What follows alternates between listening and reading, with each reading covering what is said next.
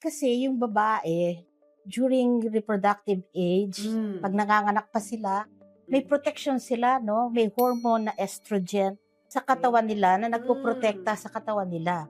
Pero pagka magme-menopause na sila, premenopausal, bago ka tumigil yung regla, pansinin po ninyo, tumataba ang babae, tumataas ang blood pressure, so nag-iiba. Nag-iiba yung cardiovascular system nila. And they're more prone to hypertension, obesity, diabetes, and also heart disease, heart attack. So, yun po, importante sana malaman ng ating mga kababaihan na pag malapit na silang mag-menopause, talagang alagaan ng sarili at saka kumonsulta po sa doktor para hindi ho nami-miss yung inyong sakit sa puso.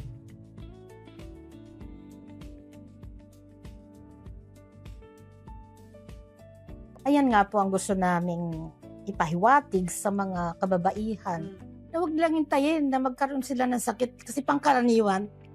Kasi nga ho, very high ang tolerance nila sa sakit. Hindi sila pupunta sa doktor. So kailangan po, pagdating ng age 40, 45, kasi premenopausal na yan, magpa-check up na po sa doktor. At malaman nyo ang blood pressure nyo, malaman nyo yung cholesterol ninyo. Okay. Lalo-lalo na po yung mga kababaihan na ang history ng family nila, ang tatay nila, ang nanay nila, ang lola, ay meron pong hypertension, namatay sa heart attack, namatay sa stroke. Napaka-strong risk factor ho yan sa mga kababaihan na kailangan, bago pa dumating yung hypertension sa kanila, nagpapacheck up na po sila para malaman at maagapan yung mga komplikasyon.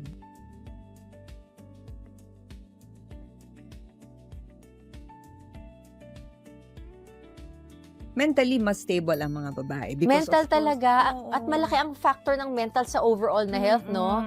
Emotionally, mas stable din ang mga babae. Kahit iiyak tayo minsan dahil may PMS. Oh, but still, no, other than that, we are still more stable than the males. Okay, Doc. Okay. Now, physical, syempre, mas panalo sila. Intellectual, hindi naman yan sa babae o sa lalaki, no? Anatomically speaking, no? Other than that, hormones, yun nga, maganda difference natin because we do have that protective mechanism.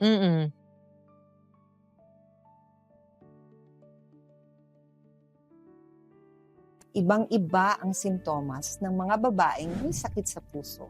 Ang chest pain only is common sa mga lalaki. Pero sa babae, iba. Pwedeng madaling mapagod, shortness of breath, or kinakapos sa paghinga. Masakit ang likod, leeg, or even panga, or even likod. Hilo, parang nasusuka, sumasakit ang sikmura, medyo mahigpit ang paghinga. Actually, minsan, parang wala lang, pagod lang.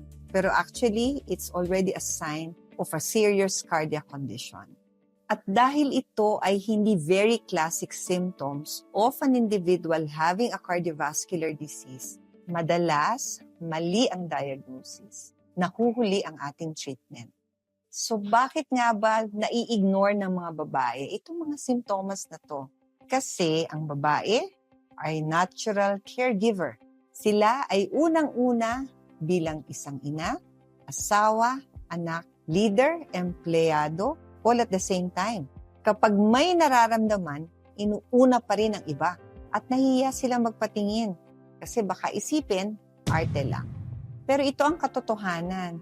Paano mo aalagaan ng iba kung ang sarili mo hindi mo maalagaan? So ano ba't ang dapat mong bantayan? Kung nararanasan mo ang mga ito na regular, lalo na kapag stress ka, number 1, hindi ka makahinga kahit nakaupo, madalas kang matamlay, hindi pareho ng dati, parang wala kang gana, naninikit ang dibdib tuwing gabi, or lagi kang pagod. Please, huwag mo itong palagpasin. Magpa-check up ka. Baka hindi lang stress yan. These are early warning signs ng meron kang seryosong cardiac condition.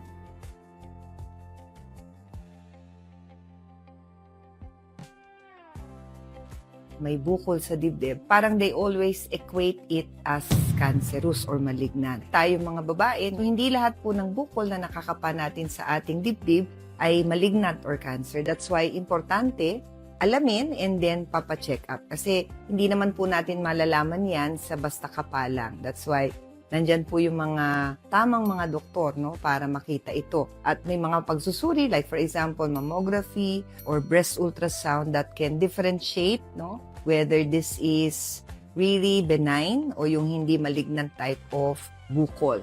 Now, huwag mong dibdibin kasi minsan, pag nalaman kasi ng isang pasyente na may bukol, parang they thought it's the end, no, of the world. At siya magkikimo, magra-radiation, hindi naman ganun, no? So, let's not jump into further immediate conclusion kasi hindi naman po lahat nga ng mga ganyang klaseng bukol ay cancerous. Kaya importante, pag nalaman, check up po kaagad, no? Para ma-work up, no? Do some test, no? Minsan blood test lang, minsan x-ray, minsan ultrasound. So lahat po yan, all will contribute, no? Para malaman talaga natin.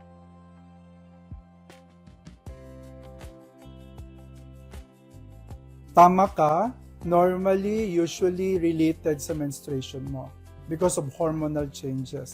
Yes, common din minsan nangangati. Again, hormonal changes pa rin siya.